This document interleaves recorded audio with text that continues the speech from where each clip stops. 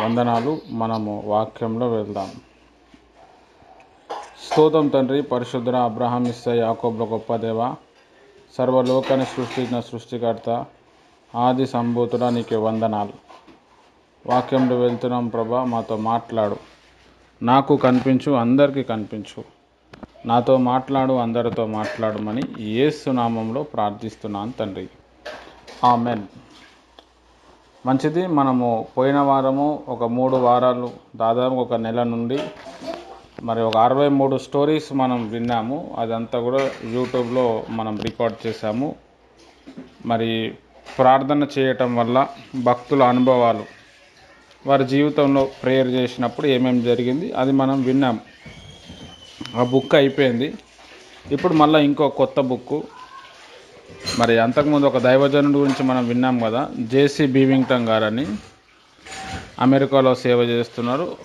వారు సొంతంగా ప్రార్థన చేసి వారు పొందుకున్న అద్భుతాలు, దేవుడు వాళ్ళకి ఎలా ట్రైనింగ్ ఇచ్చాడు, ఆయన ఎలా సేవలో వచ్చాడు, ఆయన పడిన కష్టాలు ఏంది, ఒక గట్టిగా చెప్పాలంటే ఆయన జీవిత చరిత్ర అని కూడా చెప్పచ్చు.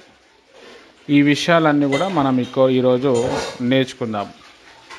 మరి వారు దేవుడు చేసిన అద్భుతాలన్నీ కూడా ఒక డైరీలో రాసుకునేవారు. ఎప్పుడైనా బాధపడినప్పుడు, కృంగిపోయినప్పుడు ఆ డైరీ చదువుకొని చాలా ఉత్సాహం వచ్చేది. ఇక చాలామంది చెప్పారు, అయ్యా నువ్వు ఆ డైరీ రాసినావు, నీకే మేలు కాదు, మాకు కూడా మేలు కావాలి, ఆ డైరీని అంతా కూడా నువ్వు ప్రింట్ చేయి, మళ్ళీ మంచిగా రాసి ప్రింట్ చేయి అంటే, ఆయన బుక్కు ఆ రోజు తేదీ, ఆ సమయం అంతా కూడా డైరీలో మంచి ఒక బుక్లో రాసుకుంటూ వచ్చాడు. బుక్ రాయటం అంటే చాలా కష్టం, రాసేటోనికి తెలుస్తుంది.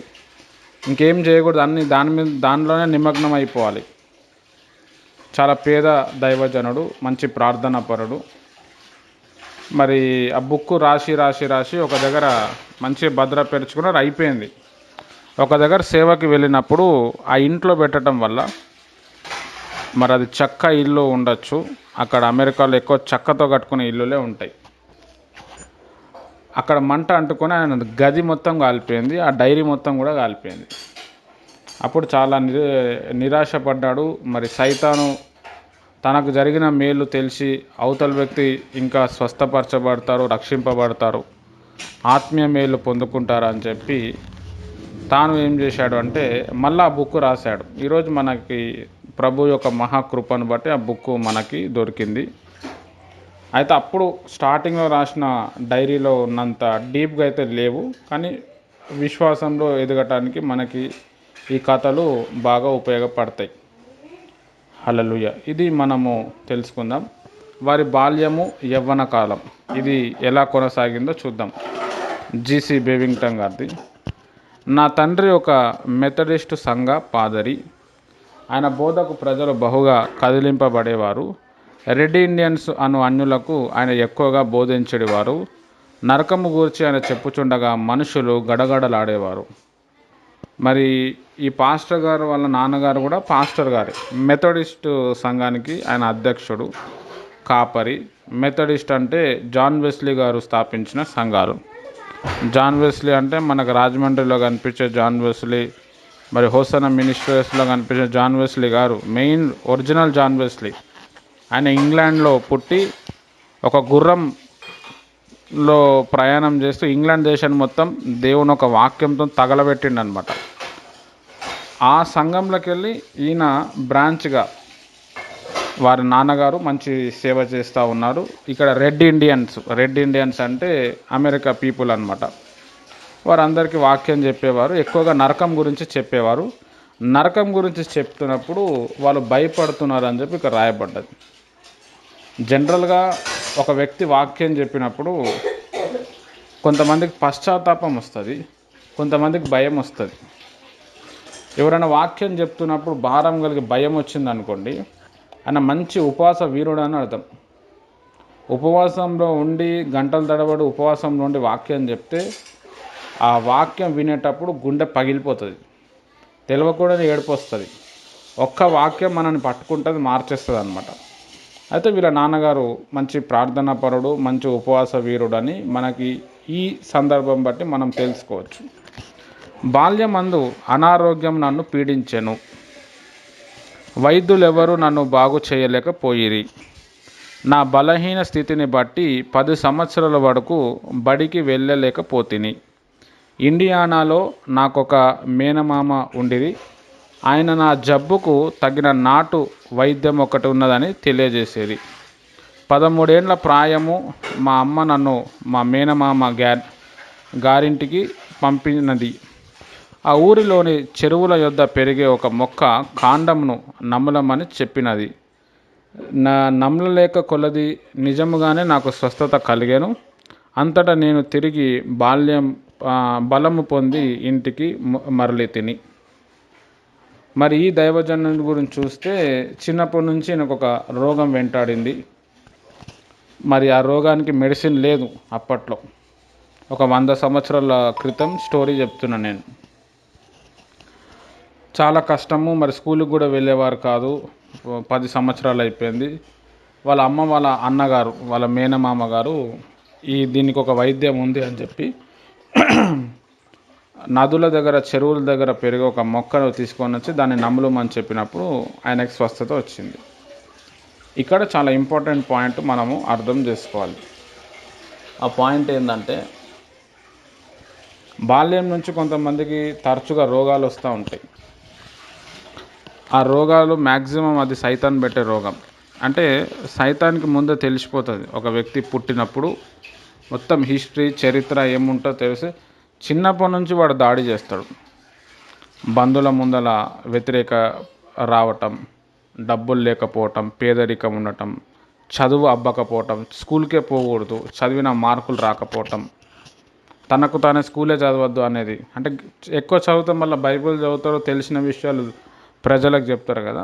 అట్లా నేను చాలామంది సేవకుల చరిత్రను నేను చూసినప్పుడు నిజంగానే వాళ్ళకి అనారోగ్యం రావటం, లేకపోతే సైతాన్లు ఆవరించటం. మాకు తెలిసిన ఒక పాస్టర్ గారు ఉన్నారు. వారు చిన్నప్పుడు మంచి సండే స్కూల్కి వెళ్తూ ఉంటే కొన్ని రోజుల తర్వాత ఏమైపోయిందంటే ఆయన సండే స్కూల్కి వెళ్తలేడు, ప్రేయర్కి వెళ్తలేడు, స్కూల్కి కూడా వెళ్తలేడు. స్కూల్కి వెళ్తున్నా అని చెప్పి బ్యాగ్ తీసుకొని వెళ్ళిపోయేవాడు. స్కూల్లో ప్రజెంట్ అయ్యేటోడు కాదు. ఒకరోజు వాళ్ళ టీచర్ గారు వచ్చి మీ అబ్బాయి స్కూల్కి ఎందుకు వస్తలేడు అని చెప్పి అడిగినప్పుడు వాళ్ళ నాన్నగారు ఏం చేశారంటే వీడు రోజు ఏడికి పోతున్నాడు అని చెప్పి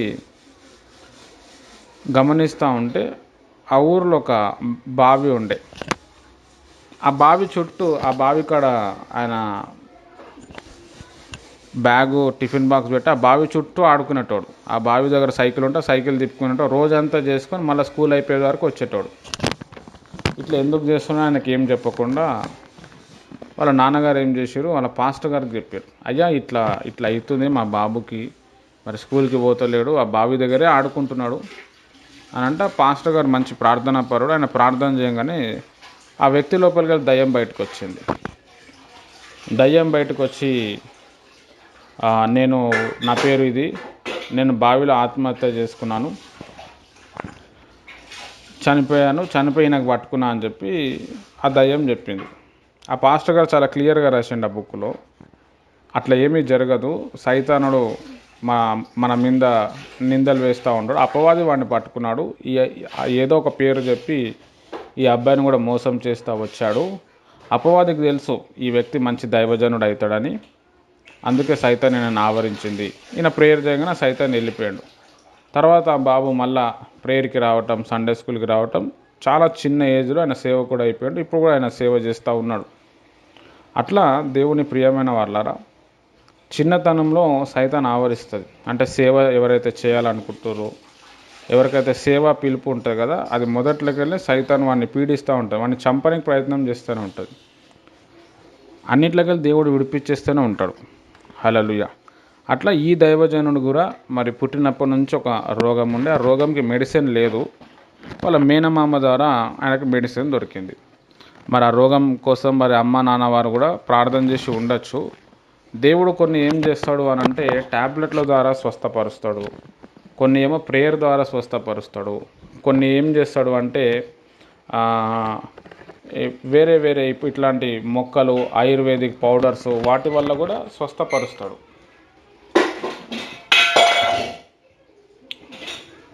ప్రార్థన ద్వారానే మనకు స్వస్థత వస్తుంది అని చెప్పి దాని మీద డిపెండ్ అవ్వద్దు. ఫస్ట్ ప్రేయర్ చేయాలి. దురాత్మ ఎఫెక్ట్, మంత్రం ఎఫెక్ట్ ఉంటే తగ్గిపోతుంది.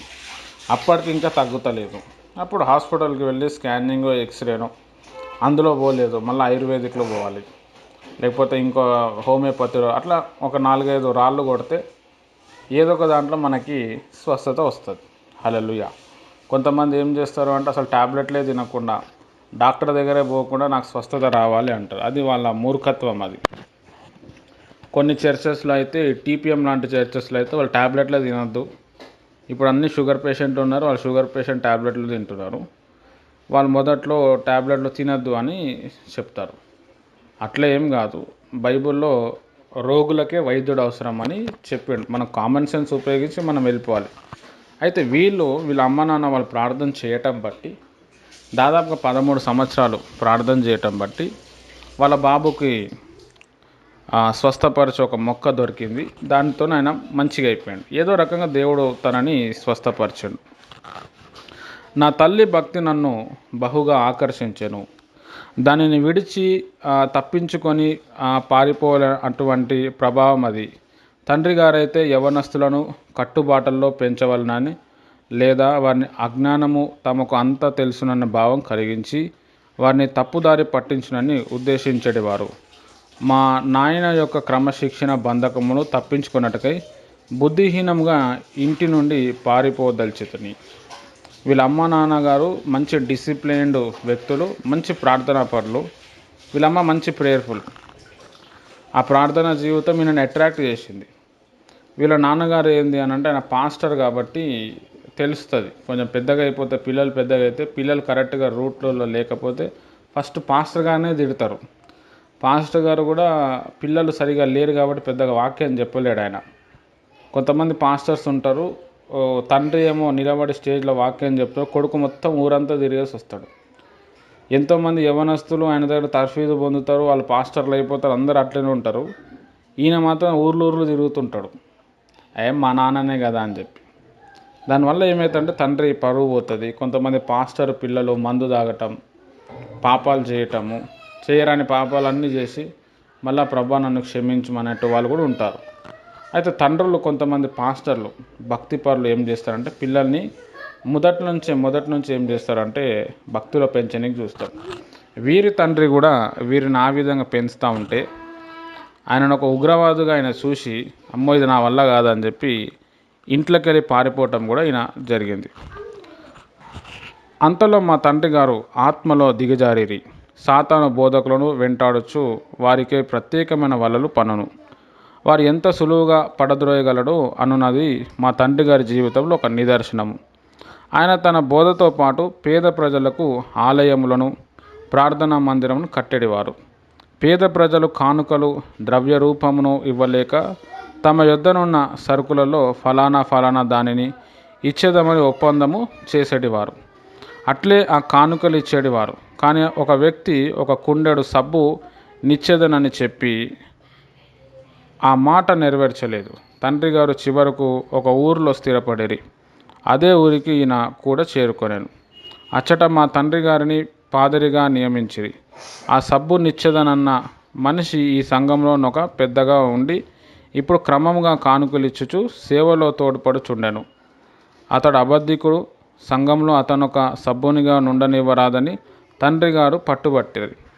మిగిలిన సభ్యులందుకు ఒప్పుకొనలేదు. అందుచే తండ్రి గారు పాదరి పనిని విరమించుకొనిరి.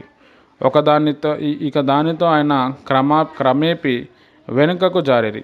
ఆయనను తిరిగి లేపుటకు అనేక మంది దైవ సేవకులు ప్రయాసపడిరి, కానీ నాకు తెలిసినంత వరకు లేపలేకపోయిరి. రైట్. దైవజనులకు వచ్చే శోధన గురించి కూడా ఇందులో రాసుకుంటూ వచ్చిండు. వాళ్ళ నాన్నగారి గురించే రాసిండు. అద్భుతమైన విషయం. వాళ్ళ నాన్నగారు మంచి ప్రార్థన పరుడు, మరి చాలా పేదవారిని సంఘాలు కట్టేవారు. మరి తన గురించి పెద్దగా తాను ఆలోచించకుండా పేదవారికి ఇల్లులు కట్టేయటం, చర్చులు కట్టేయటం అలా చేసేవాడు. ఆ డబ్బులు ఎక్కడి నుంచి తీసేవాడు అంటే సంఘస్థులకే చెప్పేటోడు. సంఘస్థులకే మనం ఇట్లా చర్చ్ కడుతున్నాం, వాళ్ళకి మీరు ఏదైనా సాయం చేయండి, నాకు ఇవ్వకండి, మీరు ఏమైనా చేయండి. అక్కడున్న పేదవాళ్ళు, సార్ నేను సిమెంట్ బస్తాలు ఇస్తాను, నేను కర్రలు ఇస్తాను, నేను మేస్త్రి పని చేస్తాను, అసలు ఏం పైసలు తీసుకోను, నేను గంపలు మోస్తాను, ఇట్లా కొంతమంది ఒప్పుకునేటోళ్ళు. అది కూడా ఒక సేవ. అయితే ఒక ఆయన సబ్బు ఇస్తాను అని చెప్పి, మరి సబ్బు దేనికి వాడతారో నాకు కూడా తెలియదు, సబ్బు ఇస్తా అని చెప్పి, అదొక మెటీరియల్ అనుకోవచ్చు, ఇక్కడ మరి ఇక ప్రింటింగ్ కరెక్ట్గా పడలేదు. ఆయన ఒప్పుకున్నాడు పాపం. ఆయన ఒప్పుకున్న తర్వాత ఆయన ఇయ్యలేకపోయిండు. వీళ్ళ నాన్నగారు అక్కడ ఇక్కడ సేవ చేసుకుంటూ చివరికి ఒక ఊరిలో సెటిల్ అయ్యారు. చాలా సంవత్సరాల నుంచి ఈయన సేవ చేస్తున్నాడు కాబట్టి ఈ ఊరికి కూడా ఈయననే పాస్టర్గా పెడదామని చెప్పి అక్కడ వాళ్ళందరూ కూడా ఆయనని పాస్టర్గా పెట్టారు. ఆ పాస్టరు ఆయన సంఘంలో ఈ సబ్బు ఎవరైతే ఇవ్వని వ్యక్తి ఉన్నాడో ఆయన కూడా మళ్ళీ మెంబర్గా జాయిన్ అయ్యి ఎవ్రీ మంత్ కానుకలు ఇవ్వటం, ప్రేయర్లో ఉండటం చేసిండు. కానీ వీళ్ళ నాన్నకు నచ్చలేదు. ఆయనను పట్టుకొని నువ్వు అబద్ధం ఆడినావు, నువ్వు సంఘ పెద్దగా ఉండదు, నువ్వు అసలు సంఘానికి రావద్దు అట్లా చెప్పటం వల్ల ఏమైపోయిందంటే అక్కడున్న విశ్వాసులకి ఈయన పద్ధతి నచ్చలేదు. విశ్వాసులకి తర్వాత కాపరికి ఏమైందంటే పెద్ద గొడవలు అయిపోయి లాస్ట్కి ఈయన సేవనే మానుకున్నాడు. హల్లెలూయా. చూడండి ఎంత సైతాన్ ట్రిక్ అన్నమాట ఇది. ఒక సేవకుడు విశ్వాసంలోకి వెళ్ళి పడిపోతే ఆయన పైకి రావటం చాలా కష్టం, చాలా కష్టం. బైబిల్లో కూడా ఉంటుంది, మత్తయి సువార్త 5వ అధ్యాయంలో, నీలో ఉన్న వెలుగును చీకటిగా మారకుండా చూసుకోండి, ఆ చీకటి చాలా భయంకరం అని చెప్పిండు. ఇంగ్లీష్లో చాలా డీప్గా రాసిండు. హల్లెలూయా. ఆ చీకటి చాలా భయంకరము. నేను ఇంగ్లీష్ ట్రాన్స్లేషన్ తెలుగులో చెప్తున్నాను. మనలో ఉన్న వెలుగు చీకటి కాకుండా మనం కాపాడుకోవాలి. వన్స్ ఒకసారి చీకటి అయిందనుకో కథం, దాన్ని లేపటం మన వల్ల కూడా కాదు. ఒక నిప్పు ఆరిపోకుండా ఉండాలంటే ఇంకో కర్రను కలపాలి, గాలి కొట్టాలి, నిప్పు వస్తూనే ఉంటుంది. ఈ కర్రలన్నీ తీసేసినప్పుడు నిప్పు పర్సనల్గా ఉండి ఎవరు సపోర్ట్ చేయకపోతే అది ఆరిపోతుంది. ఆరిపోయిన నిప్పు అనంటే చాలా కష్టమవుతుంది, అంటుకుంటుంది కానీ చాలా కష్టమవుతుంది. అట్లనే సహవాసంలో కూడా మనం ఒకరికొకరు ప్రార్థన చేయటం, ఒకరికొకరు ఫోన్ చేయటం, అప్పుడప్పుడు ఒకరికొకరు ఇంటికి వెళ్ళటం, ఇది చేస్తుండాలి. ఒంటరి వాడే అని చెప్పిండు. ఇది చేయకపోతే మనం పడిపోతాం. ఇక్కడ ఈ పాస్టర్ గారు పడిపోవటానికి కారణం ఏంటంటే ఈయన సంఘస్థులు ఈయన చెప్తున్న తప్పుని ఆయన ఒప్పుకుంటలేడు. కొంతమంది ఉంటారు, నేను పాస్టర్ని, నాకంటే ఎక్కువ నీకు తెలుసా, నా అనుభవం అంత వయసు లేదు నీకు, నువ్వేంది నాకు చెప్పేది అని ఒప్పుకోరు. సేవకులతో కలవరు, సంఘంతో కలవరు, తర్వాత తగ్గింపు మనసు ఉండదు, చెప్పిన తప్పుని ఒప్పుకోరు. ఇలాంటి వాళ్ళు ఏమవుతారంటే విశ్వాసంలో ఈజీగా పడిపోతారు. అది సైతాన్ ఒక ట్రిక్ అన్నమాట. అందుకే బైబిల్ ఏమంటుంది, తగ్గించుకో అంటుంది, సమర్పించుకో అంటుంది, భరించు అంటుంది, సహించు అంటుంది. పెద్ద పాస్టర్ను బాగానే వాక్యం చెప్తున్నావు, అనేక మందిని రక్షించడం, కానీ ఏమైంది లాస్ట్కి, నీ విశ్వాసాన్ని నువ్వు కాపాడుకోలేకపోయినావు. చాలా ఇంపార్టెంట్. ఒక పాస్టర్కి 2 కళ్ళు ఉంటాయి. ఆయన ఒక 100 మందిని చూస్తాడు. 100 మందిని చూడలేడు ఆయన, 5 మందో 10 మందో చూస్తాడు. కానీ 100 మంది 1000 మంది ఒకటే పాస్టర్ని చూస్తారు. అట్లా అన్నప్పుడు ఈ పాస్టర్ వేసుకున్న డ్రెస్సింగ్ కావచ్చు, ఈ పాస్టర్ మాట్లాడే తీరు కావచ్చు, ఈ పాస్టర్ వ్యవహరించే వ్యవహారం కావచ్చు, చాలా కరెక్ట్గా ఉండాలి, లేకపోతే లెక్కపోతుంది. ఏ పాస్టర్ అయితే విశ్వాసంలో పడిపోతాడో ఆయన బైబిల్కి రివర్స్లో నడుస్తుంటాడు. వెలుగుదూత ఉంటుంది, వాళ్ళలో అహంకారం ఉంటుంది, మేము చెప్పిందే కరెక్ట్ అన్నట్టు. వాళ్ళ తప్పులు ఒప్పుకోరు, వాళ్ళు ఎప్పటికీ మారరు. ఇంకా అలా ఈ పాస్టర్ గారు కూడా మరి విశ్వాసంలో పడిపోయాడు. దానికి కారణం ఈయననే అన్నమాట. ఎప్పుడు కూడా మన మొదటి స్థితిని మనము మర్చిపోవద్దు. రైట్, మనం సబ్జెక్ట్లోనికి వద్దాం. ఇల్లు వదులుట. ఇల్లు వదలలేక మునుపు నా తల్లి నన్ను దగ్గరకు పిలిచి నాతో ఒక ప్రమాణము చేసదవా అని బ్రతిమాలెను. ఈ ఎడబాటు నిమిత్తమే నా కన్నీరు కారుచుండెను. నీ తల్లి నీకు హానికరమైన దేదైనా చేయగోరునా? అందుకు నేను, లేదు గాని ఏమిటమ్మా ఆ ప్రమాణం అని ఆతృతతో అడిగితిని. అమ్మ, ఏ కారణం చేతనను సారా కొట్టులో మాత్రం అడుగు పెట్టకు నాయనా అనెను. ఓ అంతేనా అమ్మ, అయితే సరే, నేను అక్కడ మాత్రం కాలు పెట్టనని అమ్మకు మాట ఇచ్చి తిని. నేను ఇల్లు విడిచి వెళ్ళు సమయము మంచు పడుచుండెను. మోకాళ్ళ లోతు వరకు మంచు నిలిచెను. నేను పనిచేసి సంపాదించుకున్న ఒకటింపు $1.5 మాత్రమే నా చేతిలో నుండెను. ఎల్కాటు అను ఒక ఊరికి టికెట్టు కొని రైలు బండిలో వెళ్ళి తిని. ఎల్కాటు నుండి నా గమ్యస్థానము ఇంకా 28 మైళ్ళ దూరం ఉండెను. ఉన్న డబ్బు సరిపోదు. రొట్టె వెన్న మాత్రము కొనుక్కొని బండెక్కి తిని చివరికి ఎల్కాటు చేరి తిని ఒక చేతిలో సూట్ కేస్ మరి ఒక చేతిలో నా భోజనము తీసుకొని ఆ పేద పట్టణంలో ఆ ఆంగ్ల పరిసరములను తిలకించుచు నిలవబడి తిని. అకస్మాత్తుగా ఒక ఆయన హలో బాబు అని నన్ను పిలిచాను. బాబు అనున్నది మా ఇంటిలో నా ముద్దు పేరు. అమ్మ నన్ను పట్టుకొని తిరిగి ఇంటికి తీసుకొని వెళ్ళుటకు ఎవరో వెంబడించినట్లున్నారని వేగంగా పరిగెత్తిని. ఆయన నా వెంట పడను. ఆగబ్బాయి ఆగు, నీకేం హాని చెయ్యనులే అంటూ చివరికి ఇతరుల సహాయంతో నన్ను పట్టుకొనెను. నువ్వు ఎలుకాటుకు క్రొత్తవాడివిలా కనబడుతున్నావు, మా ఇంటికి రా అని తన ఇంటికి తీసుకొని వెళ్ళాను. ఆయన భార్య నన్ను ప్రేమతో ఆహ్వానించి వేడివేడి భోజనం పెట్టాను. నేనైతే ఆ చక్కని బల్ల దగ్గర కూర్చున్నట్టుకే వెనుకాడి తిని. అలాంటి ఐశ్వర్యవంతుల ఇంటిలో ఎలా ప్రవర్తించాలో నాకు చేత కాలేదు. ఇక్కడ భోజనపు బల్ల తెల్లని గుడ్డతో కప్పబడి అందమైన ప్లేటు, గ్లాసులు, వెండి గరిటెలతో దగదగ మెరుస్తూ చాలా అలంకారంగా కనబడను. నాకు అక్కడ కూర్చోనట్టుకే లాగో భోజనం చేయాలి ఎలాగో చేత కాలేదు. ఎవరైతే నన్ను బహుగా ప్రేమించిరి తోటలోనికి వెళ్ళి కట్టెలు కొట్టి వారి వంటకు సరిపోయినంత వంట చెరకు సిద్ధము చేసి తిని. నీళ్లు తోడి బాణాలన్నీ నింపి తిని. కానీ పల్లెటూరు నుండి వచ్చిన నేను ఇక నుండి పారిపోదురు వెతుకుచుంటిని. వారి కుమార్తెతో పుట్టిన కొడుకు గత సంవత్సరంలో చనిపోయినట. నాకు అతని పోలికలున్నవట. నన్ను వారి కొడుకు వల్లే పెంచుకొనగోరిరి. మా స్వంత కుమారుని వల్లే చదివించదము, మా ఆస్తిలో పాలు ఇచ్చేదము. నీకు ఒకే ఒక చిన్న పని ఏమంటే ప్రొద్దున్నే గ్లాసులు కడిగి గది శుభ్రం చేయాలి అంతే అనిరి. గ్లాసులు కడగడం ఏమిటాయనని ఆ రాత్రంతా ఆలోచించి తిని కానీ ఏమీ అర్థము కాలేదు. మరుసటి ఉదయం అల్పాహారం సమయంలో గ్లాసులు కడగటం అన్నారే ఏంటండి అని అడిగి తిని. ఆయన కొంతసేపు మౌనంగా ఉండి ఏమీ లేదు, ఈ ఇంటికి ఎదురుగా రోడ్డు కవతల నాకొక సారా కొట్టు ఉన్నది. చాలా డబ్బును ఆ వ్యాపారంకే పెట్టుబడి పెట్టి తిని నా భార్య బిడ్డ దానిని మానుకొని ఉంటున్నారు. నేను వదులుకోలేకపోతున్నాను. మరి ఉదయములందు ఆ సారా త్రాగి గ్లాసులు కడిగి గది శుభ్రము చేసేదవా అనిరి. అందుకు నేను బేవింగ్టన్, అయ్యా, సారా కొట్టులో మాత్రం అడుగు పెట్టకూడదని నా తల్లి నా చేత ప్రమాణం చేయించుకుంది. అది మాత్రము మీరెలాను? నీ తల్లి ఎంత మంచిది అని ఆయన ఆశ్చర్యపడను. తర్వాత వారి యొద్ద సెలవు తీసుకొని మా మామగారి ఇంటి వైపు ప్రయాణం సాగించి తిని. వారు నాకు $5 ప్రయాణం ఖర్చులుగా ఇచ్చి పంపిరి. 12 మైళ్ళు నడవవలసి ఉండెను. రైట్.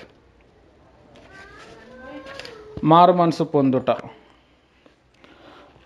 దారిలో ఒక చెట్టు క్రింద మోకరించి నా హృదయమంతటి దేవుని సన్నిధిలో కుమ్మరించి తిని. బలమైన ప్రార్థనాత్మ నన్ను పట్టుకొనెను. ప్రార్థనలో నిమగ్నమై తిని. ఆ ప్రార్థనలోనే నా ఆత్మ బంధించిన ఎన్నో కట్లు తెగిపోవట, నేను ఆత్మలో పైకి లేపబడుట జరిగెను. ప్రార్థన మొదలుపెట్టి 2 గంటలాయెను. దేవా, నన్ను ఒక భక్తిగల ఇంటికి చేర్చుము. నా తల్లి వలె బైబిల్ చదివి ప్రార్థించు వారి ఇంటి నాకు దయచేయము అనుచు ప్రార్థన ముగించి తిని. అట్లు నన్ను చేర్చిన ఎడల నిన్నే సేవించదనని మనఃపూర్వకముగా దేవునికి వాక్కిచ్చి తిని. ఆ ప్రార్థనలోనే నేను పూర్తిగా మారిపోతిని. నేను సంతోషభరితుడనై ఆనందముతో గంతులు వేయుచు ముందుకు సాగి తిని. అట్టి సంతోషము నేనెన్నడను ఎరుగను. నేను ఆ మంచులో ప్రయాణము చేయుచుంటిని. వెన్నెల విరజమ్ముచుండెను. చివరికి ఒక పెద్ద భవనము కానవచ్చెను. తలుపు తట్టగా ఇంటి యజమాని తలుపు తెరిచి లోపలికి ఆహ్వానించారు. భార్యను పిలిచి నాకు మంచి భోజనం పెట్టించెను. ఈ ఇల్లు కూడా ధనికులదే. నాకు మించిన స్థలము, నాకు భోజనం వద్దని ఆ రాత్రే నా ప్రయాణమును కొనసాగించితిని. దేవుడు నన్ను వెంబడించుచున్నాడని నేను ఎరుగను. నా ప్రార్థనలకు జవాబిచ్చుటే ఆయన భారము. నా నా ప్రక్కగా వెళ్ళుచున్న సై అని ఒక బండిలో ఎక్కడి వెళ్తున్నావు అబ్బాయి అంటూ ఎవరో నన్ను ప్రశ్నించిరి. పని వెతుకుటకై ఫలానా ఊరు వెళ్ళుచుంటిని చెప్పితిని. ఈ చలికాలంలో పని వెతుకుటకు నీవు చాలా చిన్నవాడవు, నాతో రా అని తన బండిలో నన్ను ఎక్కించుకొనెను. 1 మైలు దూరము ప్రయాణించిన తర్వాత ఆయన ఇంటి దగ్గర దిగితిని. ఆయన భార్య నన్ను సాదరంగా ఆహ్వానించి భోజనం పెట్టరు. కానీ భోజనం చేయకముందు ఆ ఇంటి యజమానుడు దారంతటిలో ఏ ప్రమాదము వాటిల్లకుండా మమ్మను కాపాడినందుకై దేవుని స్తుతించెను. ఆ దినము తన వ్యాపారంలో లాభం ఇచ్చినందుకు ఈ యువకుని తమ యొద్దకు చేర్చినందులకు కూడా దేవుని స్తుతించెను. అట్లు ప్రార్థనలో స్వేచ్ఛగా దేవునితో మాట్లాడాను. ఆ ప్రార్థన వల్ల నా హృదయం ద్రవించి కన్నీరు కార్చితిని. వేపిన కోడి మాంసము, బంగాళదుంపలు నా ముందు ఉంచిరి. భోజనాంతరము ఇంటి యజమానుడు బైబిల్ తెరిచి యోహాను సువార్త 14వ అధ్యాయమును చదివాను. వీరు భక్తిగల మెథడిస్టు సహవాసము చెందినవారు. చెట్టు క్రింద నేను చేసిన ప్రార్థనకి ఇది జవాబు. హల్లెలూయా. ఇక్కడ మనం ఈ స్టోరీ నేను అంతా మీరు చదువుతున్నాను, మీకు అర్థమైందని నేను అనుకుంటున్నాను. మరి బేవింగ్టన్ గారు వాళ్ళ నాన్నగారు విశ్వాసంలో జారిపోయిన తర్వాత ఈయన దొరికిందే సంద అని చెప్పి ఇంట్లోకి వెళ్ళిపోదామని ప్లాన్ చేసుకున్నాడు. వీళ్ళమ్మ మంచి ప్రార్థన పర్రాలు. వీళ్ళమ్మ నాకు వాగ్దానం మీద నువ్వు మందు షాపులో నువ్వు పని చేయొద్దు అని అడిగింది. ఆమె ఎందుకు అడిగింది?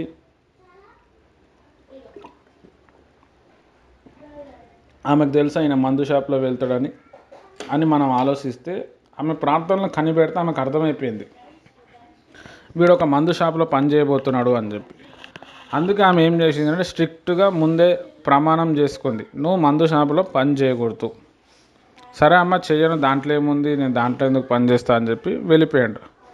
ఈయన ఒక ప్రాంతంకి వెళ్ళిన తర్వాత ఒక వ్యక్తి కలిసి మా ఇంటికి రా అని చెప్పి తీసుకుపోయి మంచి భోజనం పెట్టి, వాళ్ళు కూడా అవసరానికి వాడుకున్నట్టు ఇట్లనే ఉంటారు. మంచి భోజనం పెట్టి మా కొడుకు చనిపోయాడు, సేమ్ మా కొడుకు లెక్క పోలికలు నీకు ఉన్నాయి, మిమ్మల్ని మా కొడుకు లెక్క చూసుకుంటాం, మా ఆస్తిలో సగభాగం ఇస్తాము, నువ్వు జస్ట్ ఈ రూమ్ సాఫ్ చేసి గ్లాసులు కడగాలి అని పని చెప్పి గ్లాసులు కడగటం ఏందని ఈయన అనుకున్నాడు.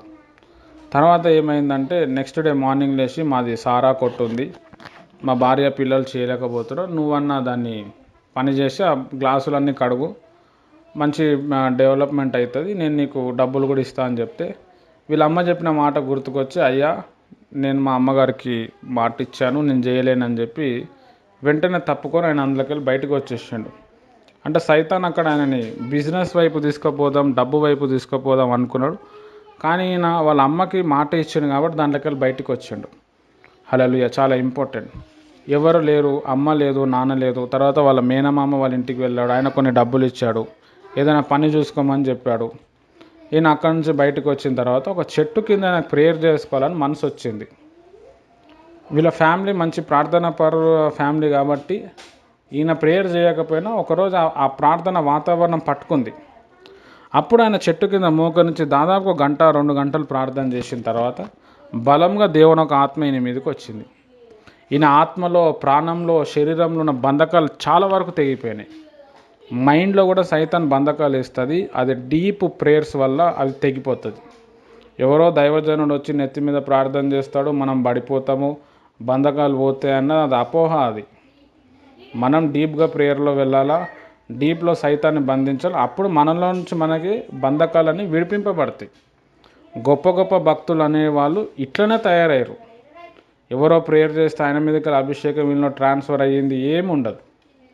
మనం ఓన్గా ప్రేయర్ చేస్తేనే దేవుని అభిషేకం మన మీదకి వస్తుంది, మన ఆత్మ సంతృప్తి చెందుతుంది, దానికి ఇన్స్పైర్ అయ్యి మనం దేవుని కోసం రుణస్థులుగా మారుతాం. ఈయన కూడా అదే చేసిండు. ఈయన ఒకటే ప్రేయర్ చేసిండు, ప్రభా మరి నాకు ఇప్పుడు ఏం లేదు, ఇల్లు వాకిల్ లేదు, నేను వెళ్తున్న ప్లేస్ మంచి ఇల్లు, మంచి ప్రార్థనా పరమైన కుటుంబం నాకు రావాలా ప్రభా అని ఈయన ప్రేయర్ చేసిండు. యాకోబు భక్తుడు కూడా తండ్రి ఇంట్లోకి వెళ్ళిపోయిన తర్వాత ఆయన చేసిన ప్రేయర్ అదే, ప్రభా నేను వెళ్తున్న ఇల్లు నాకు తినడానికి తిండి, కట్టుకోనికి బట్టలు, ఉండటానికి మంచి ఇల్లు వస్తే నేను చివరి వరకు నేను నమ్ముకుంటా.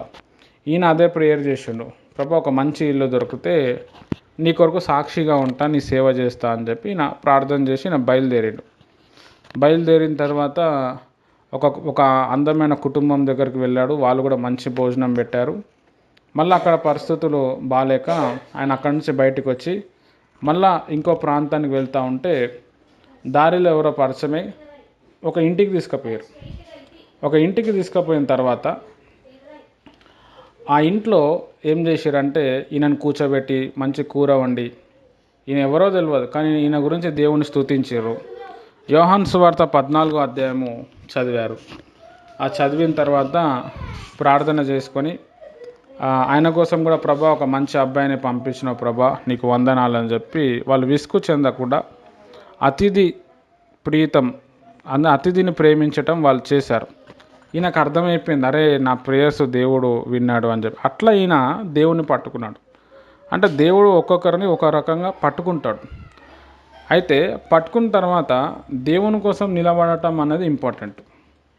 హల్లెలూయా. చాలామంది ఏం చేస్తారంటే దేవుడు ఒక అద్భుతం చేస్తే చర్చిలో వచ్చి డబ్బులు ఇచ్చి చేతులు దులుపుకొని దేవునికి నాకేం సంబంధం లేదన్నట్టే వెళ్ళిపోతారు.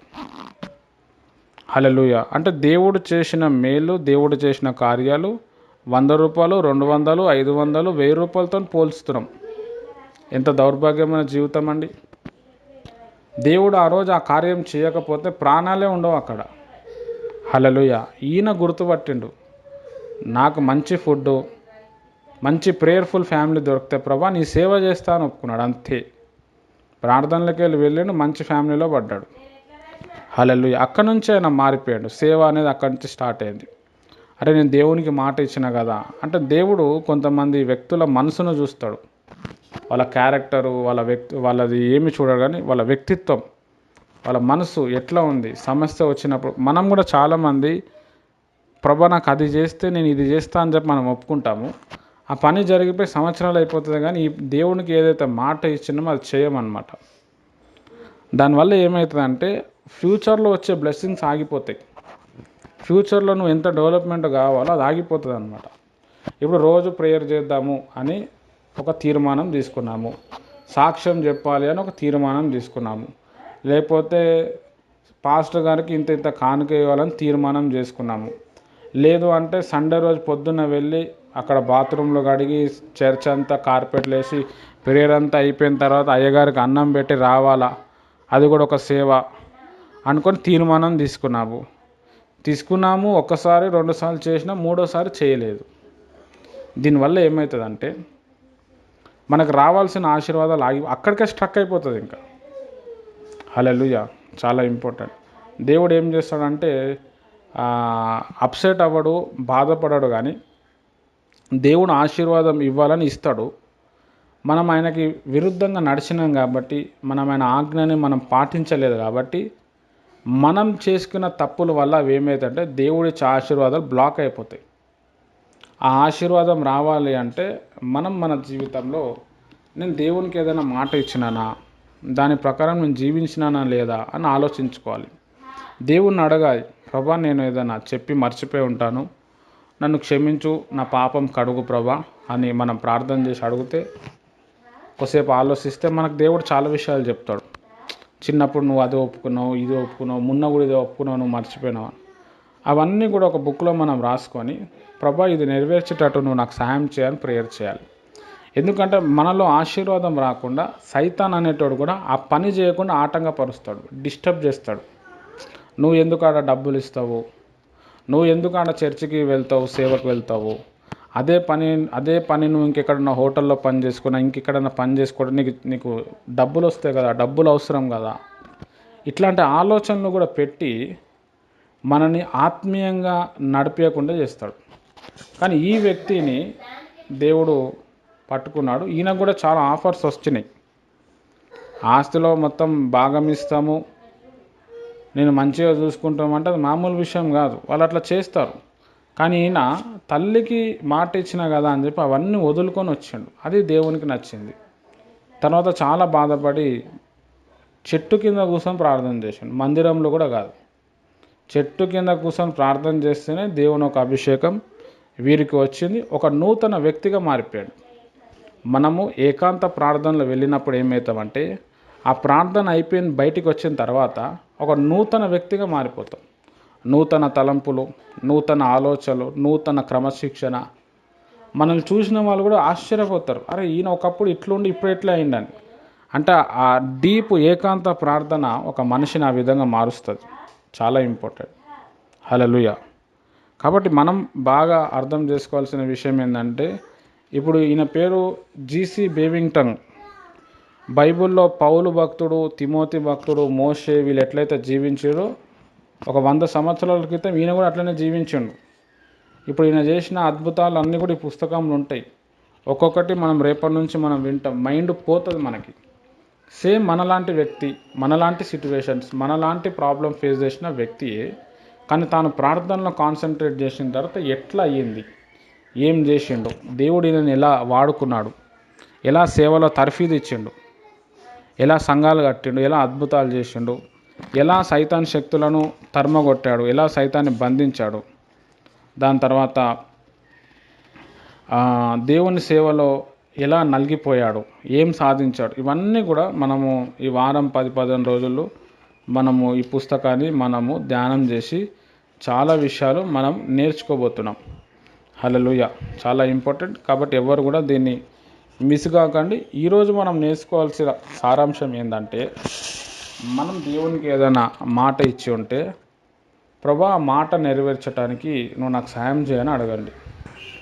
నేను నా జీవితంలో ఒకసారి మా బాబుకి ఫిట్స్ వస్తే ఆయన మంచిగా అయితే తల మీద వెంట్రుకలన్నీ కట్ చేస్తా అని నేను మొక్కుకున్నాను అనమాట, మెదక్ చర్చిలో పోయి. ఆయన మంచిగా అయిపోయాడు. నేను ఆ తల వెంట్రుకలు తీయలేకపోయినా. చాలా ప్రాబ్లమ్స్, చాలా డిస్టర్బెన్స్ అన్నీ వచ్చినాయి.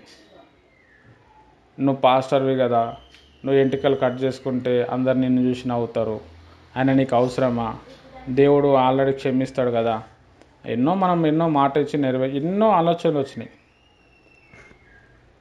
లాస్ట్కి ప్రసంగి గ్రంథం 5వ అధ్యాయం చదువుతుంటే దీని మీద చాలా డీప్ మాటలు ఉంటాయి. నువ్వు జనరల్గా ఎవరికి మొక్కద్దు, ఒకవేళ మొక్కితే దాన్ని తీర్చాలంతే. నువ్వు మొక్కు తీర్చినప్పుడు నువ్వు ఎందుకు మొక్కినావు, నువ్వు ఎందుకు దాని గురించి నేను చేస్తా అని చెప్పినావు అని ప్రసంగి 5వ అధ్యాయంలో చెప్పిండు. January 1 అయింది, January 2 వెళ్ళిపోయినా బండి వేసుకొని. సాయంత్రం అయింది, నేను మా బాబు సిస్టర్ వెళ్ళి సాయంత్రం 5 గంటలకు 6 గంటలకు మొత్తం గుండు చేపించుకొని వచ్చేసిన. బండి నడపటమే ఫస్ట్ అప్పుడు కొత్తగా పోయి వచ్చేసినాం. 200 పెట్రోల్లో పోయేసి వచ్చేసినాం. ఆ జనవరి నెలలో ఆత్మీయంగా ఎదగటం, అప్పటి వరకు ఆగిపోయిన డబ్బులు అదే జనవరి నెలలో రావటం నేను గమనించిన. హల్లెలూయా. అంటే దేవునికి మనం ఏదైతే మాట ఇచ్చినామో దాన్ని నెరవేర్చినప్పుడు డబల్ ఉంటుంది లైఫ్. అట్లా మన జీవితంలో మీరు కూడా ఎవరైనా నేను అది చేస్తా, నేను ఇది చేస్తా, లేకపోతే ఒక్కొక్కసారి మనం వాక్యం విన్నప్పుడు ఆ వాక్యానికి ఇన్స్పైర్ అయ్యి అరే నేను కూడా ఇట్లా ఉండాలి, నేను కూడా ఇట్లా చేయాలని అనుకుంటాం. అవి కూడా మనం తీర్చడానికి ప్రయత్నం చేయాలి. తీర్చలేకపోతే ప్రభా నేను తీర్చలేకపోతున్నా, నువ్వు నాకు సహాయం చేయంటే దేవుడు సహాయం చేస్తాడు. అట్లా బేవింగ్టన్ గారికి దేవుడు సహాయం చేసి ఆయనను ఉన్నతమైన స్థాయికి తీసుకొని పోయాడు. మనకు కొన్ని విషయాల్లో మనం బ్లాక్ అయిపోతున్నాం, కొన్ని విషయాల్లో మనము తప్పు తోవకి వెళ్తున్నాము, అనుకున్నది జరుగుతలేదు, చేతి దాకా వచ్చి వెళ్ళిపోతుంది అంటే ఇలాంటి మిస్టేక్స్ ఏమో ఉంటాయి మనలో. అది మనం గుర్తుపట్టి దాన్ని మనం సవరించుకున్నప్పుడు గొప్ప అద్భుతం మనము చూస్తాం. నాకు తెలిసిన ఒక ఫ్యామిలీ ఉండే,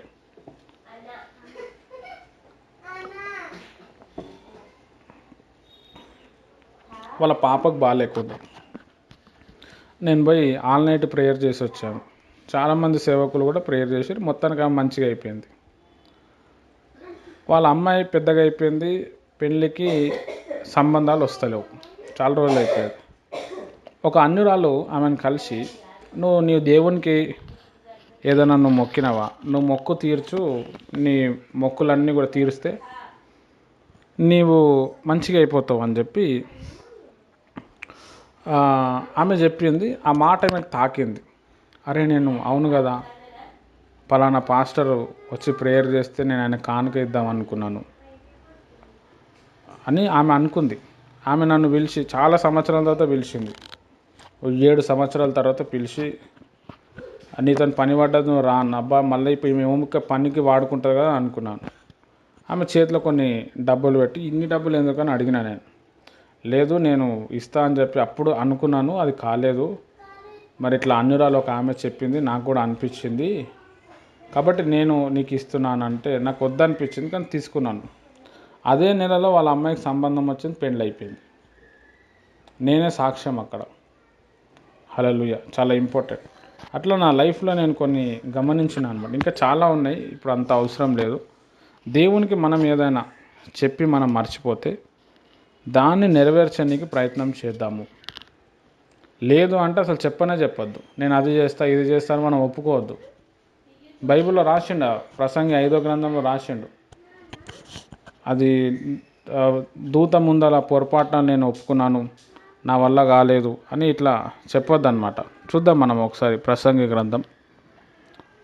గ్రంథం 5వ అధ్యాయము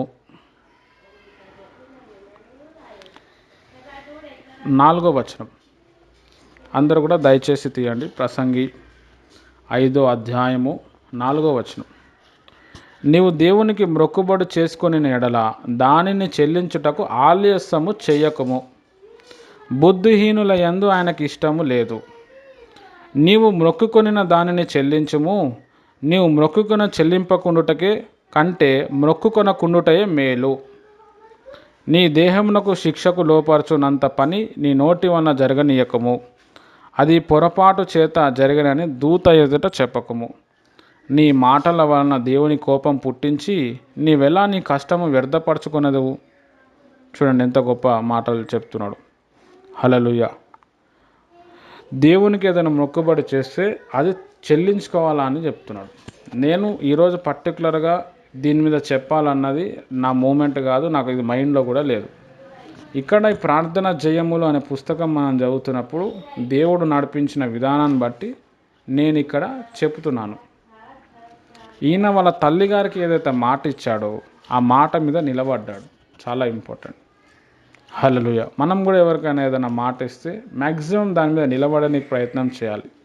అందుని బట్టి దేవుడు సంతోషపడతాడు. మనిషి ముందరనే మనం మాట నిలబెట్టుకోలేకపోతే దేవుని ముందర ఏం నిలబెట్టుకుంటామండి? కాబట్టి మనము ఇక్కడ బాగా అర్థం చేసుకోవాల్సిన విషయం ఏంటంటే, దేవునికి మొక్కుబడి ఏదైనా చేస్తే అది తీర్చుకోవాలి. దానికోసం మనం ప్రార్థన చేస్తే దేవుడు సహాయం చేస్తాడు. తర్వాత ఆ మొక్కులు తీర్చిన తర్వాత మనకి ఆటోమేటిక్ ఆశీర్వాదము, మనం అనుకునేవన్నీ చాలా జరుగుతాయి. నేను నా లైఫ్లో అట్లా చాలా అబ్జర్వ్ చేసినాను. రైట్, మంచిది. దేవుడి మాటలు దీవించునుగాక. ప్రార్థన చేసుకుందాం. స్తోత్రం తండ్రి, పరిశుద్ధమైన దేవానికి వందనాలు. ఈ వాక్యము నీళ్ళు కట్టి ఫలించునుగాక. ఇక్కడ ఏ బిడ్డ ఆశతో వచ్చినో వారి ఆశలని మీరు తీర్చి నెమ్మది ఇవ్వండి. చివరి వరకు నీకు సాక్షిగా మేము ఉండుట కృప అనుగ్రహించు. నీ ఒక రాకడలో మమ్మల్ని సిద్ధపరచు. మరి జీసీ బివింగ్టన్ గారి గురించి మేము చదువుతున్నాము. అనేక విషయాలు మమ్మల్ని బలపరిచి గొప్ప కార్యాలు చేయమని, నీ యొక్క సాక్షిగా నిలబెట్టుమని, మా ప్రార్థన జీవితం ద్వారా మాకు మేలు కలుగును గాక, అనేక మందికి మేలు కలుగును గాక. మీరు అద్భుతం చేయమని యేసు క్రీస్తు నామంలో ప్రార్థిస్తున్నాను తండ్రి. ఆమేన్. ప్రభువైన యేసు క్రీస్తు కృప, తన యొక్క పరిశుద్ధాత్మ సహవాసం ముఖ్యంగా మీకు సదాకాలం తోడై నడిపించును గాక. ఆమేన్.